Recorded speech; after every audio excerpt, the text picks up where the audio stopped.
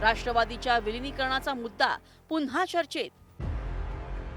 अजूनही वेळ गेलेली नाही. सुनील शेळकेंच्या विधानानं खळबळ. राष्ट्रवादीची भूमिका काय?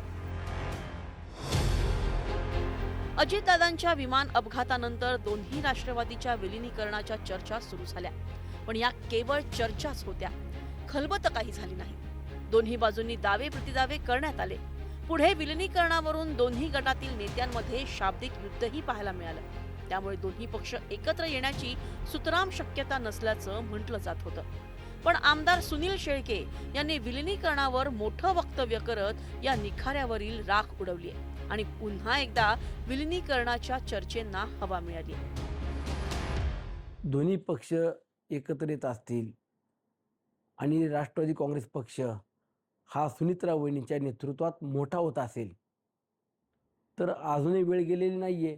सुनित्रा वहिनींचं नेतृत्व मान्य असेल तर दोन्ही पक्ष विलिनीकरण करून एकत्रितपणाने पुढं जात असेल तर आम्हाला देखील त्याचा अभिमान असेल. आमचा पक्ष मोठा होत असेल तर त्यामध्ये सर्वांनीच सकारात्मकपणाने पाहिला पाहिजे. सुनील शेळके यांनी विलिनीकरणाबाबत जे काही म्हटलंय त्याबाबत चर्चा सुरू आहे का मला माहित नाही. पण यावर अंतिम निर्णय सुनेत्रा वहिनीच घेतील असं म्हणत सुनील तटकरे यांनी पक्षाची भूमिका मांडली. दोन्ही राष्ट्रवादीच्या विलिनीकरणाच्या चर्चेवर राजकीय वर्तुळातही प्रतिसाद उमटतायत.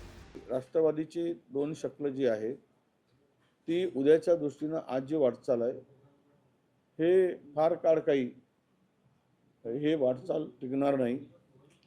भारतीय जनता पक्ष अजगर आहे. तो हळूहळू एकेकाला गिळंकृत करून टाकेल आणि सुस्तपणे भासही होऊ देणार नाही की त्याच्या पोटात गेले की नाही. तो अंदाजही घेऊ देणार नाही. असं आहे की दोन्ही राष्ट्रवादी एकत्र येण्याच्या बाबतीत आमच्या पक्षामध्ये सध्या कोणती चर्चा नाही. जेव्हा काही चर्चा होईल तेव्हा आम्ही तुम्हाला सांगू. पण सध्या तरी कोणती चर्चा आमच्या पक्षामध्ये नाही. विलिनीकरणाविषय हा आता लांबणीवर पडत चाललेला आहे. राष्ट्रवादीमध्ये अजितदादाच्या पक्षामध्ये सुद्धा काही लोक विलिनीकरणाच्या बाजूने आहेत, काही विरोधात आहेत.